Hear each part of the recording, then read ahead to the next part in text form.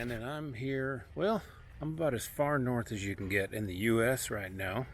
I'm in Bar Harbor, Maine, and we just came from Chiapas, Mexico, which is about as far south as you can get.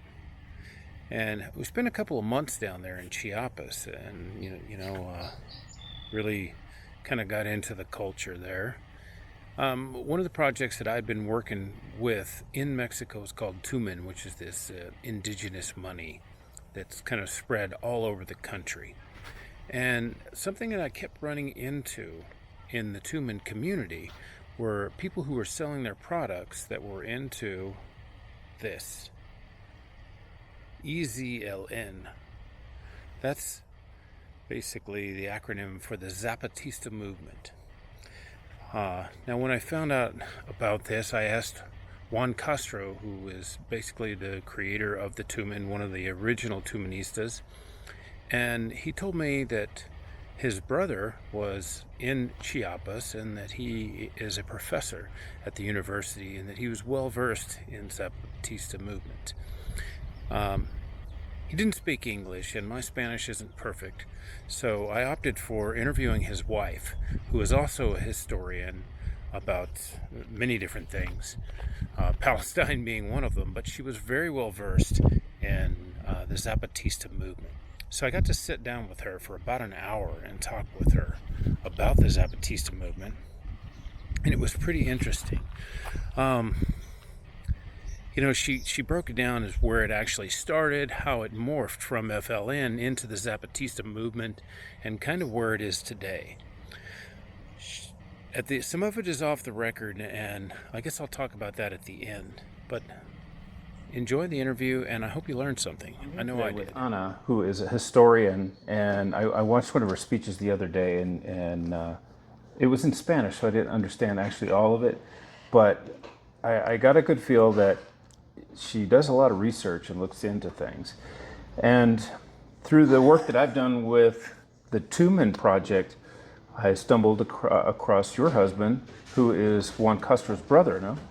Yes. And he is he's very versed in the Zapatista movement, so I'm sure by tradition or whatever you are as well. So I just wanted to learn more about the Zapatista movement, because what I've been told may be different than what the reality is. So the Zapatista movement started in 1983. What caused, where was the inspiration for the Zapatista movement? Okay. The Zapatista movement was formally founded back in 1983, but it was not the beginning. At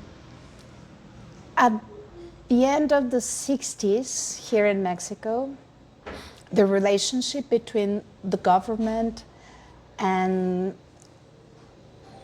the opposition, mostly students and young people, were really bad. I don't know if you are if you heard something about 1968.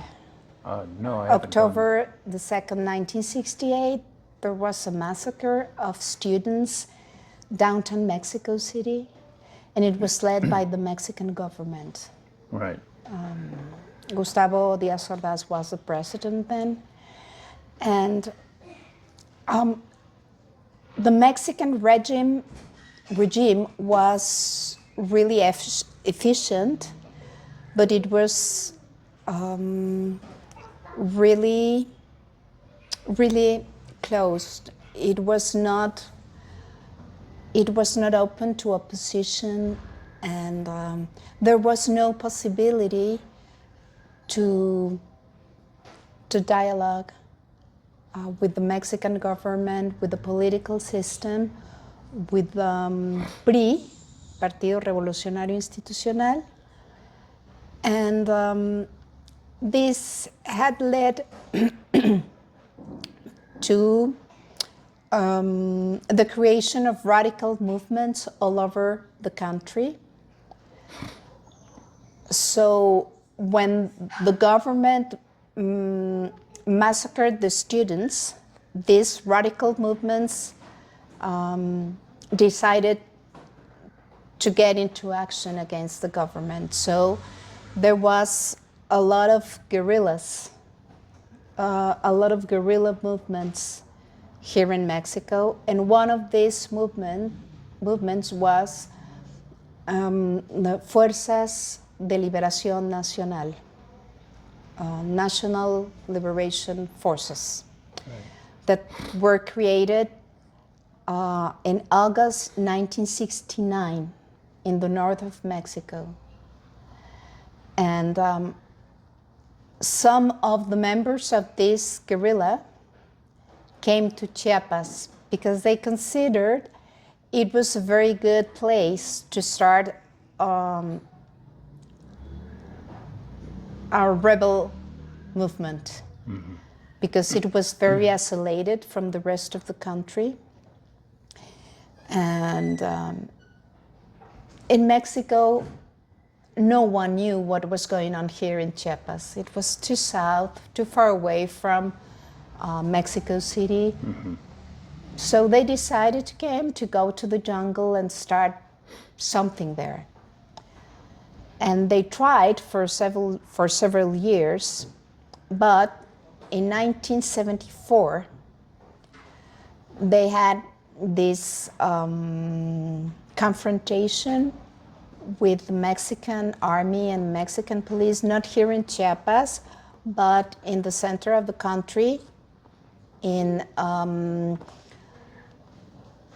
a little town called Nepantla in Estado de Mexico, which is another state of Mexico, very near to Mexico City. Napantla, not Papantla. No, Okay. Nepantla. It's very, very similar to Papantla, but it's not. Papantla is in Veracruz, Nepantla is in Estado de Mexico. Yeah. So most of the leaders of this guerrilla were caught and were put to jail, in jail. But there were some of them who started all over again. And one of them, Fernando Yáñez, created what we can consider the continuity of these Fuerzas de Liberación Nacional, and they founded on November 17, 1983, the Ejército Zapatista de Liberación Nacional. It's just like The EZLN. Yeah. Yes. but it's like we can consider like a child Right. of the Fuerzas de Liberación Nacional. And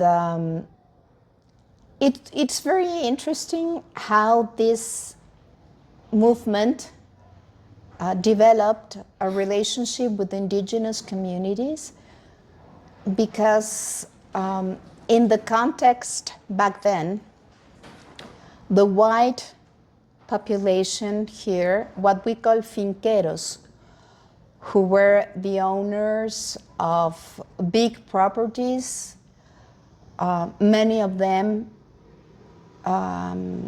were created by stealing land from indigenous communities, and they were really cruel to the indigenous people. So the Zapatista movement started as a guerrilla, but it became a sort of defense group against all the abusive actions of these finqueros against the indigenous community. Would that have been before Article 27 gave protection, the Ejido protection? Yes.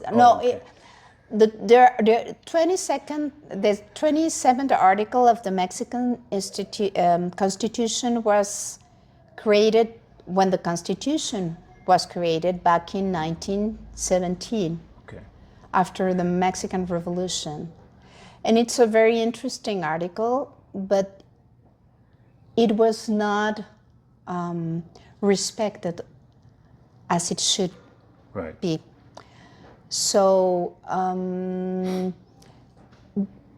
this article was violated over and over again. And in Chiapas, it was worse because it was so far away from Mexico City that no one realized what was going on here. So these finqueros committed abuses over and over again and with no consequences whatsoever.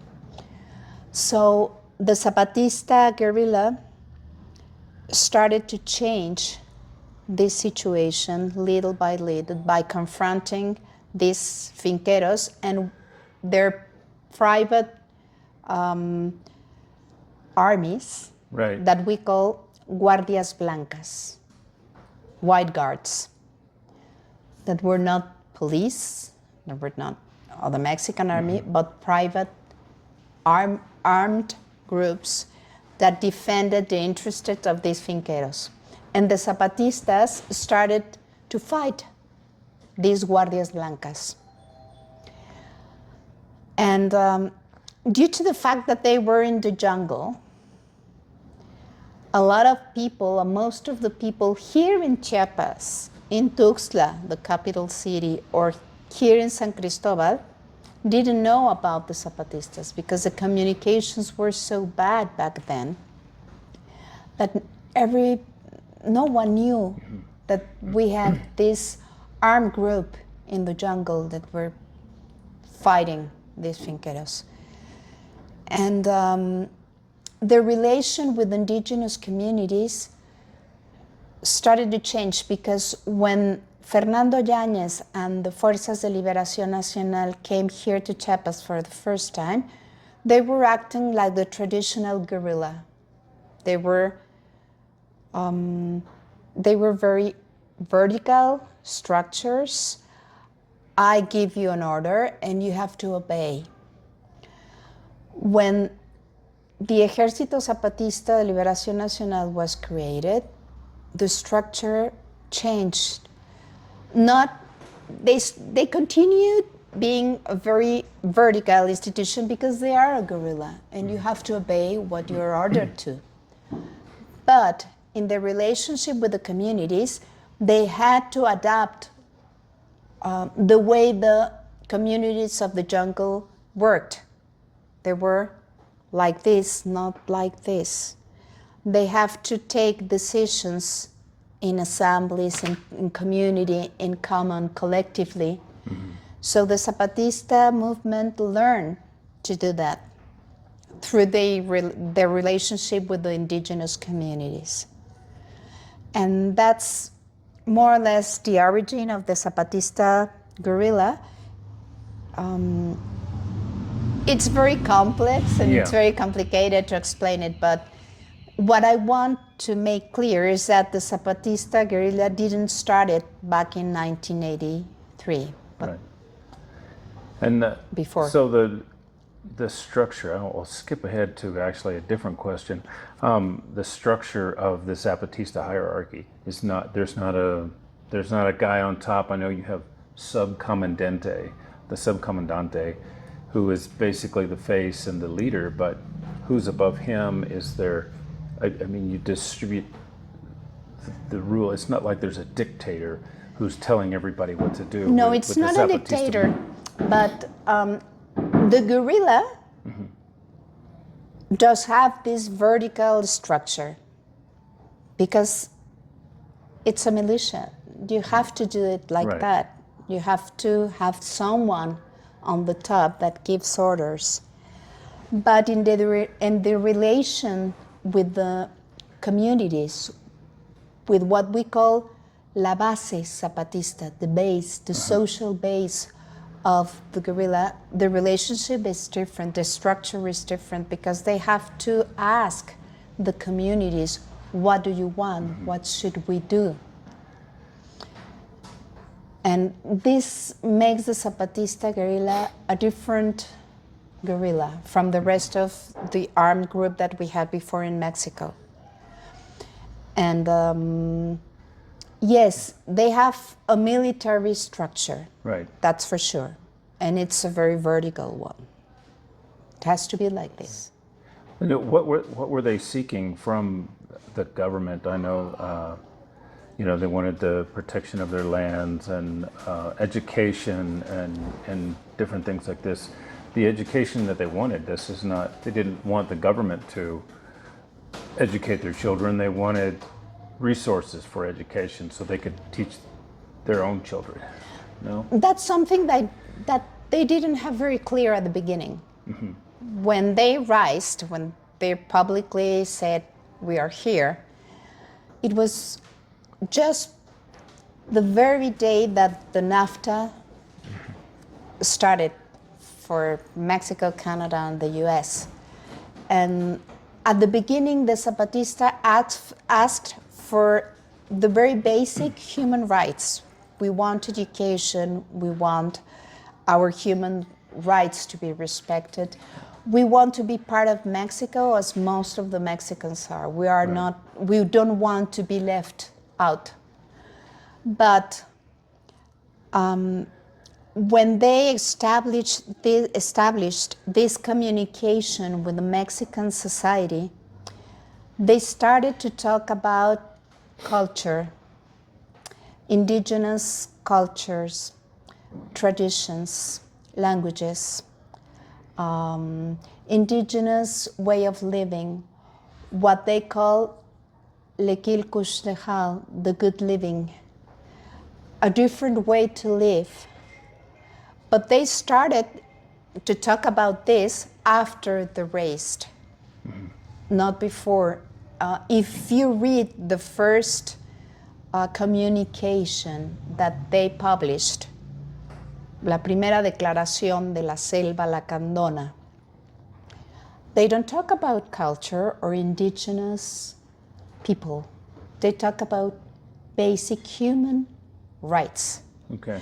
They are talking about education in this document, but they are not talking about the government giving them the resources to have their own educational systems. They are not thinking about that, not yet.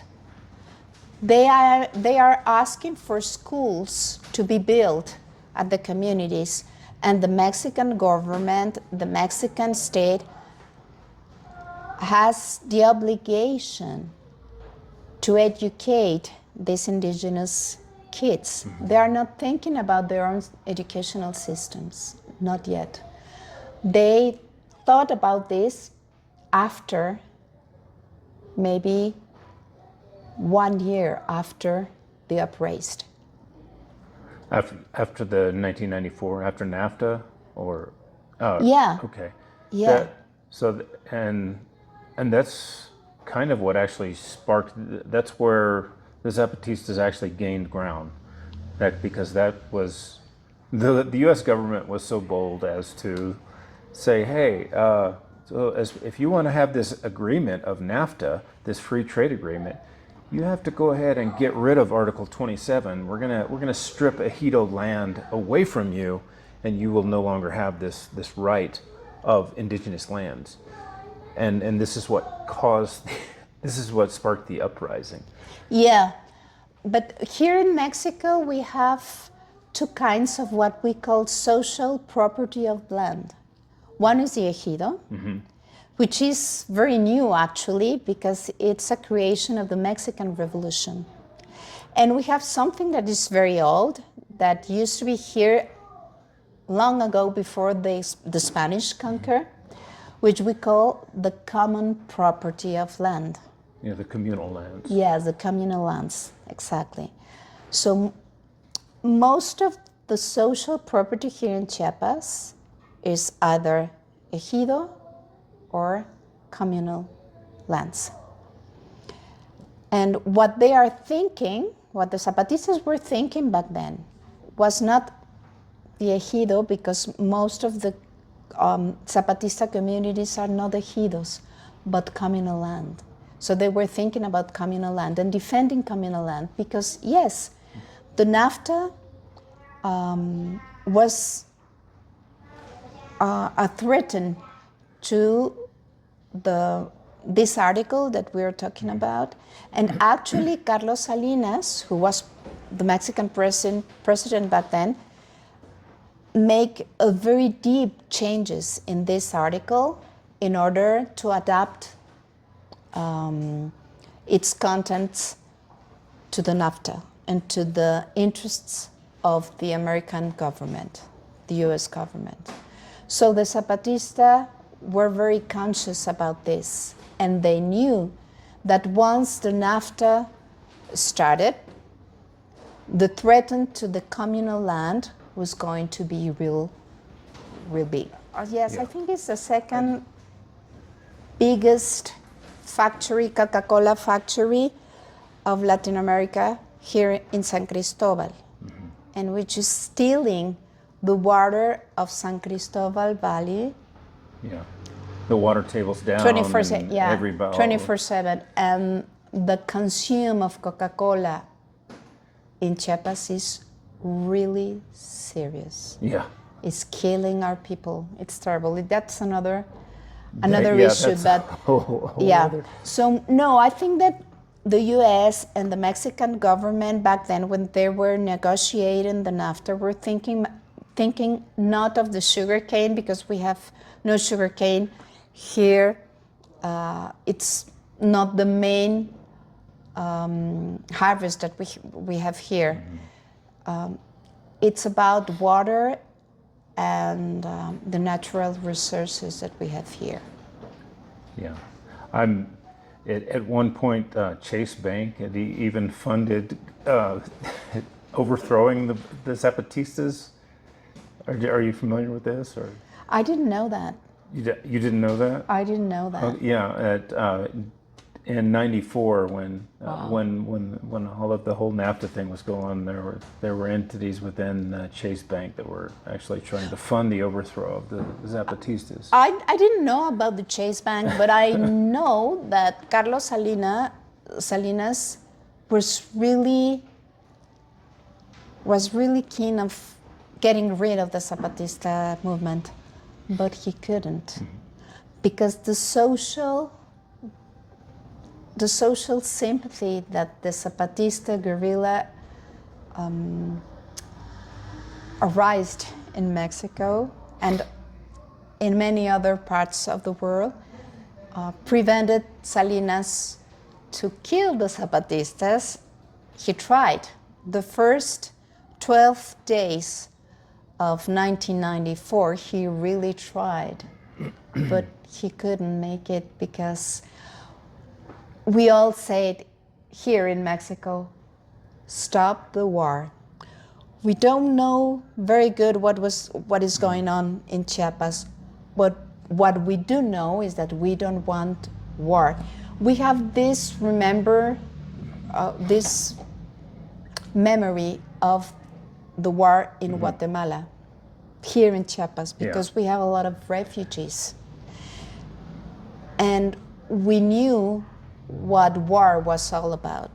So we didn't want that in Mexico, and we said to Salinas, stop the war now. See, he was not able to get rid of the Zapatista guerrilla. Yeah, they were, and they continued fighting for what? How many years did the real fighting go on? But there was not a fight, because Salinas first and Cedillo, who was the next president. Between the Mexican army, the military, and the Zapatistas, there were like ground fighting and stuff. There was only 2 days of war. Only not 2 days more. of war. Yeah, 12 days of war. The first 12 days of January 1994, because we all said we don't want war.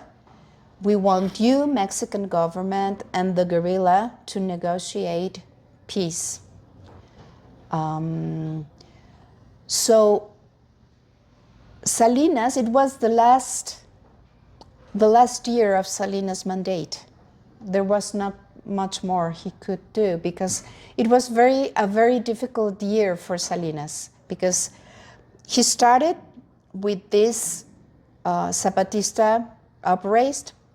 Then the candidate from the Partido Revolucionario Institucional, PRI, was killed. 3 months after the Zapatista uprising. And on September that same year, the general coordinator of the BRI was killed downtown Mexico City. So it was a terrible year for Salinas. But Zedillo, the next president, he tried something different with the Zapatista. He was unable to confront the guerrilla, to directly confront the guerrilla. He couldn't make it because there was this very strong social bond between the guerrilla and the Mexican society, what we call the civil society. So he couldn't make it.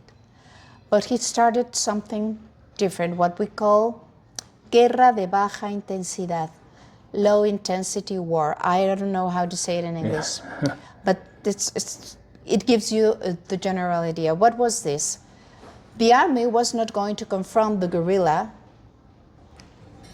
in a direct way. What would you do then? You will fight the guerrilla in the heart of the guerrilla. What is the heart of the guerrilla? The social base. The people from communities that were supporting the guerrilla, that were hiding the guerrilla, that were feeding the guerrilla, that were guiding the guerrilla in the jungle. So, how can you make the guerrilla weak? Fighting its people, the people that were in the communities, the Zapatista social base. So what Zedillo did was to create what we call grupos paramilitares, a sort of militias. That were funded by the government. Yes, that were funded, that were trained by the government. And that brings us to 1997 in Actiel. Yes, in Actial, which is a small community that we call here at the highlands of Chiapas. We don't talk about communities, but parajes. It's an hour and a half away from here. Yep. And I drove it the other day. I went out there. And it was the smallest community that I actually encountered between here and there. And I went through all of the little communities between. And when I got there, after seeing so much about it, I thought it was going to be much bigger. It's not. No, it's just really small. It's just a really small community with the church. And do you want to tell me about what happened with the church? This strategy of Zedillo really worked well because it weakened the Zapatista social base by creating these militias that were fighting and killing the Zapatista social base, and they were confronting them. And in Chenaló, which is the municipality in which Acteal is located, back in 1992, 2 years before the Zapatista uprising, there was this group, they created this group which is called Las Abejas de Acteal, Las Abejas, which was a social movement created to dialogue when something happened at the communities, something that made people to confront among them. So they created a cooperative with honey and coffee, and they were not Zapatistas.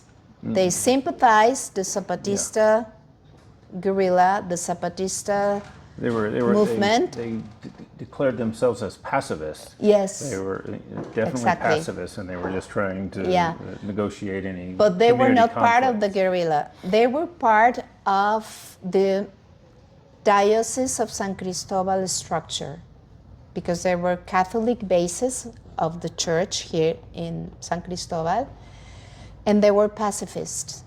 They were for peace all the time.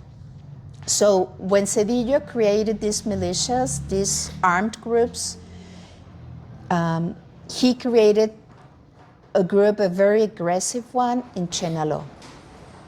And this group started to fight not only Zapatista bases, but also autonomous groups as Las Abejas. And they started to kick out people from their communities. They have to move because they were threatened by this group, by this militia sponsored, supported by the Mexican government.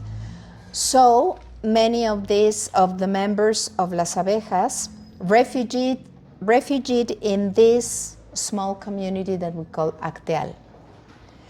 So very early in the morning of December 22 of 1997, the Zapatista bases came to Acteal and told Las Abejas, you better leave, because this militia is very near from here and they are very aggressive. We're going to leave, so come with us. And the Abejas said, we're going to stay because we have done nothing wrong. We are praying here in our little church. And more or less it's a tiny church. It's really church, really tiny. And more or less at 9 o'clock, these armed guys using guns that only the Mexican army are supposed to have, started a massacre there, and they killed 45 people. 20 women, 16 children, and 9 men. Yeah. And they were there praying. They were praying. They were praying for peace. They were also praying for other people who had the day before or sometime just before that were actually harmed by this group. There was a bunch of people they murdered. I don't know how many they murdered. It was not 45, but this was like the turning point. Acteal is the turning point where they've lost the PR war. They have to make a change. And because they were trying to hide what happened in Acteal. And the Mexican government did that. But there was a lot of journalists here in San Cristobal because of the interest in the Zapatista guerrilla. And at 11 o'clock that day of the massacre, one of the priests of the Diocese of San Cristobal received a telephone call from the people that were being shot. So they told him, they are shooting us. Please do something. This priest, which is Gonzalo Ituarte is the name, he called some of the local government to tell him, they are shooting the people in Acteal. You have to do something. And several hours after that, this guy from the local government called him back and said, there was nothing going on, a couple of shots, there were no victims whatsoever, you don't worry. But Gonzalo communicated with some journalists that were here in San Cristobal, and they decided to go to Acteal. And when they arrived in Acteal, they found the Mexican army and the state police trying to hide the bodies of the people massacred there. They moved them down the hill behind the church. So they cut them red-handed, Yeah. So what they are trying to hide was not possible to be hidden. And in some hours, the whole country and the whole world knew about the Acteal massacre. And that changed the strategy that Ernesto Zedillo was carrying out toward the guerrilla. He couldn't do it anymore.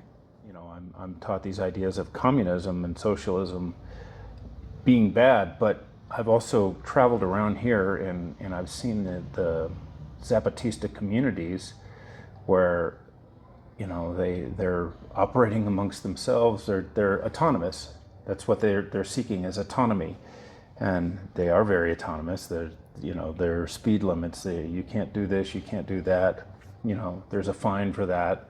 You know, respect your community and things like that. How do they see socialism? I think that as we're talking about out the record, this capitalism, socialism, communism they belong to Western culture. Right. Structure, let's say, ideology, which is really not the ideology of the indigenous communities. What they are seeking is to live as they always have lived.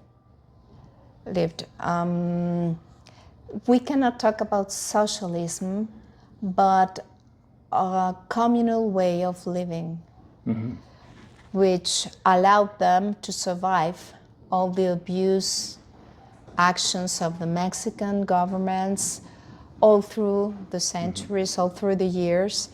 They are not thinking about communism or socialism. They are thinking about lequil kuslejal, el buen vivir, the good living, living with dignity, with respect of the resources of the land. And that's a way that is really part of the cultures before the Spanish conquer. They used to live like this before the Spanish conquered. Right. So it's nothing new. It's not that they are learning how socialism works. They're not thinking about socialism, but the way they have always lived. Well, these words are used just like Republican and Democrat. They're just to divide. If they would actually just talk to each other, they probably have more in common than they thought. Yeah. And it's just these are just ideas to divide people.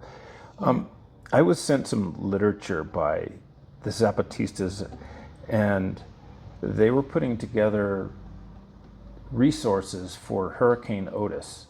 And they apparently they've been doing this for all types of different natural disasters. They actually respond to these natural disasters and help people. Did you know about this? Or? They really, I think that this support, which is really nice, is more symbolic than any other things, because they don't have a lot of resources to give away to these things. Yeah, it wasn't a huge amount of money. I seen what the donations were, and it was only a few $1,000s. Yeah. But still, they're trying to help their community. They're, you know, this whole idea of autonomy and taking care of yourself, and that's something that is very symbolic to them, because on a daily basis, the Zapatista communities are facing real hard times. So they are struggling to survive. They cannot give away what they don't have. Yeah. So they really, I would say that they actually identify more as anarchists than I don't know, because it's not that they identify themselves, because if you talk not with the commandants if you talk with the Zapatista social base, they don't even know what anarchism is about. They cannot identify with something that it's not in their ideology or in the daily basis life. The way they live, and the way they are trying to live, I insist on this, is the way their ancestors have lived for many years. And it's not something that has to do with Western ideology as anarchism. I don't think that they could define or identify themselves with socialism or anarchism. I don't think so. But they can do some things the way the anarchists would do it. Right. The Zapatistas aren't the only group doing these things. And about 10 years ago, Chiron in Michoacan rose up. Sí. And the problem was that the cartels were clearing the land and getting rid of the trees. And they relied on the sap and the wood and everything else. That was their main industry in this town. And you would think that, oh, well, let's just get the government to get rid of the cartel. Well, actually, the government was the problem. So they rose up and they drove out all of the politicians. So that being done, now the next step was to get rid of all the police. So they drove the police out because the police were protecting the cartel. So once there were no more police to protect the cartel, then they drove the cartel out. And to this day, they are their own political system. They have no central leader. The community comes together and votes on these things. If they have an issue for the town, each little barrio or neighborhood has one representative, and all of the representatives of every barrio come together in the center of the town, and they hold a vote. Have you been into them? Yes, I have. Oh, it's very interesting. Yeah. So this is happening in other places in Mexico, and they didn't use Article 27, they used Article 2 of the Constitution, which allowed for indigenous rules and economies. The same thing that protected the Tumanistas. Yes. When they were sued by the Bank of Mexico. So it's interesting that there is so much indigenous protection here in Mexico. Well, yeah. There are different ways of living the autonomy here in Mexico. The Zapatista is one of them. But here in Chiapas, we have a very good example of what autonomy is in Chamula. I don't know if you have been there. Yeah. It's really terrifying, actually. Yeah. But if you want to talk about autonomy, you should go to Chamula. Yeah. Because it's not what we are dreamed. We have dreamed of what autonomy should be. It's a very different way to live autonomy. But if you want to talk about indigenous autonomy, you should go to Chamula. Yeah. Because not the police or the Mexican army or even the president goes to Chamula if the Chamula leaders disagree. If you want to go to Chamula, you should ask the Chamula authorities, the Chamula leaders, if you can go. And it's a way of living autonomy. It's not the autonomy we were dreaming of.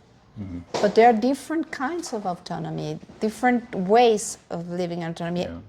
Right now, the Zapatista guerrilla is really, I would say, isolated. It has lost a lot of their social base. Most of them had to leave. They went to the United States looking for a better live and life, and they are sending money to their families. So the social base is, I would say, a little bit corrupted in that way. And the Zapatista is not the Zapatista guerrilla is not what it used to be. Right. It is really weak right now. That's my appreciation. I had noticed that there was a strong influence from women in the Zapatista movement. Is this related to the Mayan way, where there was 52 years of rule by the man and 52 years by the women, or no? How is it doesn't have to do with that. It doesn't have anything to do with this. Actually, before the Zapatista movement was created, women in communities suffered a lot because they were discriminated and they were really mistreated, really abused. by men. Yeah. And the Zapatista helped to change this situation. Women started to gain spaces and to speak about their needs and their rights. And I think that the Zapatista movement was really good in this process. But there are still a lot of things that do not work good for women in indigenous communities. There's a lot of violence, Right. family violence, and economy violence, social violence. There still are a long road to walk. The autonomy of the villages can go forward and operate how they have been. And right and now still, it's very difficult to be autonomous here in Chiapas because of the organized crime. It's a very difficult time for Chiapas because organized crime, what we call the carteles, are in the communities already. And we are living a violence that has not been seen before in Chiapas. I was wondering if that was an issue or if they had the cartel out. I know I tried to buy coffee from the Compra and they wouldn't sell it to me because I think the cartel runs that. That's true. Yeah, because in Austin, where I'm from, there's a very popular coffee that comes from Chiapas there called Ruta Maya, and I know they have issues with getting their coffee all the time because the cartel is involved in it. So cartels are controlling all the economy. And is there a lot of side effects of the immigration train that's coming through here? Because there's like tons of them. I see in all of Chiapas and into maybe 50, 60 miles of Oaxaca is a path where all of the migrants travel, and then they turn northward to go to Mexico City to catch the train. And I pass them all the time when I drive. all the time. I mean, hundreds of them. 24/7, all year long. And they're still coming and coming and coming. We were in Honduras 2 weeks ago. And it's unbelievable how many people are living Honduras and Guatemala. And when they get where they're going, they're not going to find what they think. I know. And there's going to be. I know. This is going to be like this happened. This is happening in Europe. They're using immigration as a weapon. They're weaponizing immigration. That's I mean, true. I think a lot of what you talked about with the Palestine thing the other day, and all throughout, where they're just destabilizing Syria so that everybody's migrating into England and wherever. And it's just pathetic. Terrible. And so now it's happening with the U.S. And Yeah. I don't think people know what's coming. No, I know. It's a tragedy. It's a tragedy for us. It's a tragedy because we know that all these people are trying to get a better life, and they have to go through all the Mexican territory, which is really dangerous and violent, and most of them are not going to make it. Yeah. They are lucky if they can go back to their countries. Yeah. Because many of them who stayed are now part of the organized crime. They are forced to work for the cartels, and women are being really exploited, sexually exploited. It's terrible. And I don't see how we're going to end this. I don't know. It's it's a real human tragedy. Yeah. I'm not a fan of Trump, but they need to go back to his policies to stop the influx. I'm not a Trump fan either, but this president, your Biden, is a total mess. He's not my Sorry about that. I don't have a Sorry president. to say that. I don't have a president. In conclusion, what I gathered from Anna and from some of the other people that I spoke with around San Cristobal about the Zapatista movement is that the military arm of the Zapatista movement, or the guerrilla, is pretty much all but dead. They're still there, but they're not very prevalent. And the Zapatista movement that exists now is just the base, which is a much better thing. I mean, the militant arm of it, I feel like, was good to get it where it needed to be, but in the long run, stepping away from Marxism and all of these other collectivism ideas that are just really violent is a good thing. So I'm glad to see that it is where it is. A lot of people are not impressed, but at least they're still going, and they are a strong community.